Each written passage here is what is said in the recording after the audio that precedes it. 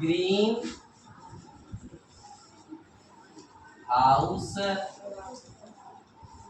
प्रभाव। इंग्लिश में इसको क्या कहेंगे? ग्रीन हाउस इफेक्ट या हरित गृह प्रभाव भी इसको कहा जाता है। तो ग्रीन हाउस प्रभाव क्या है? किसी घर को हरे रंग से रंग दिया जाए। हाँ, क्या है ग्रीन हाउस प्रभाव? क्या है उसको समझा जाए। माना ये हमारी पृथ्वी है, क्या है? हमारी पृथ्वी है और पृथ्वी के गुरुत्वाकर्षण के कारण इसके चारों तरफ गैसों का एक क्या है? आवरण है, जिसको हम क्या कहते हैं? वायुमंडल। क्या कहते हैं? और आप सबको पता है वायुमंडल में लगभग 78% नाइट्रोजन है, 21% ऑक्सीजन है, बाकी अन्य गैस है, जिसमें एक गैस है CO2। यह एक प्रमुख ग्रीन हाउस गैस है। काम क्या है इसका? तो मान लो ये सूर्य है, सूर्य से प्रकाश पृथ्वी पर आता है और परावर्तित होकर वापस जाता है। तो इस परावर्तित प्रकाश का कुछ हिस्सा ये CO2 क्या कर लेता है? पृथ्वी पर ही रोक लेता है, जिसके कारण पृथ्वी क्या रहती है? गर्म रहती है। इस नाते CO2 को कहते हैं ब्लैंकेट ऑफ द अर्थ, पृथ्वी का कंबल।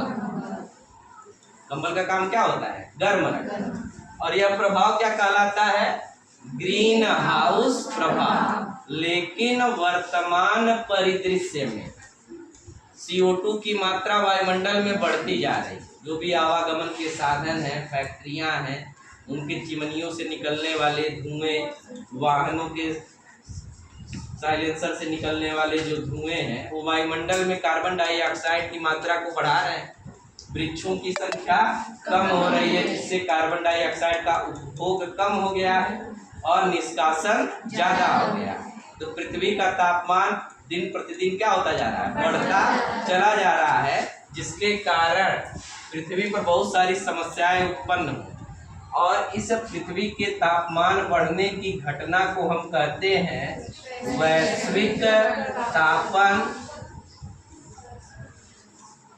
या इंग्लिश में इसको कहेंगे ग्लोबल वार्मिंग।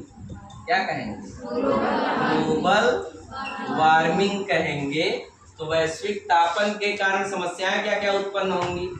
पहली समस्या, जो ग्लेशियर है ध्रुवों पर या पहाड़ों पर, बर्फ की बड़ी बड़ी जो चट्टानें हैं वो पिघलना शुरू हो जा रही है। तो जब ज़्यादा पिघलेंगी तो समुद्र का जल स्तर बढ़ेगा। तो बहुत सारे ऐसे देश हैं जो द्वीपनुमा समुद्र में स्थित है, जैसे सिंगापुर है, मालदीव है, हमारे देश के द्वीप समूह है, अंडमान निकोबार द्वीप समूह है, लक्षद्वीप है। तो इनके डूबने का खतरा उत्पन्न हो जाए।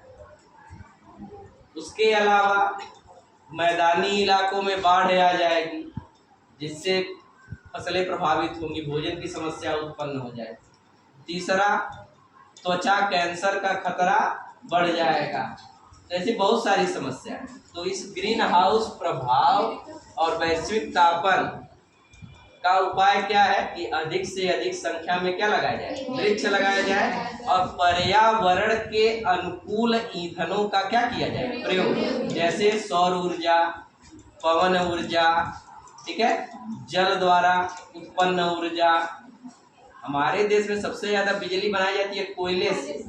कोयले से जहाँ पर बिजली बनती है उसको कहते हैं ताप वैद्युत संयंत्र। वहाँ कोयले को गर्म करके उससे पानी को वाष्प में बदला जाता है और उस वाष्प का उपयोग टरबाइन को घुमाने में किया जाता है। तो उस कोयले के दहन से भारी मात्रा में कार्बन डाइऑक्साइड का क्या होता है? उत्सर्जन होता है। इसके अलावा पेट्रोल, डीजल, केरोसिन आदि हम भी बहुत भारी मात्रा में क्या करते हैं? उपयोग करते हैं। तो उससे भी कार्बन डाइऑक्साइड की मात्रा क्या हो रही है? बढ़ रही है। तो एक और विकल्प है हाइड्रोजन, भविष्य में हाइड्रोजन जो है वो सभी ईंधनों का क्या ले लेगा, स्थान, क्योंकि ये हाइड्रोजन जो है एक स्वच्छ ईंधन, इसके दहन से कोई प्रदूषण उत्पन्न नहीं होना है। अभी इसका रख रखाव और संरक्षण जो है वो कठिन है, कम लागत में संभव नहीं है। वैज्ञानिक लोग प्रयास में लगे हैं, जिस दिन हाइड्रोजन का भंडारण रख रखाव कम लागत में शुरू हो जाएगा, उस दिन हाइड्रोजन का उपभोग क्या हो जाएगा, शुरू हो जाएगा। ठीक है, तो ग्लोबल वार्मिंग और ग्रीन हाउस इफेक्ट एक महत्वपूर्ण क्या है, टॉपिक है, और परीक्षा में भी आपके पूछा जाता है, और हमारे पर्यावरण से जुड़ा हुआ भी एक महत्वपूर्ण मुद्दा है, इसको जरूर याद रखिए। ठीक है।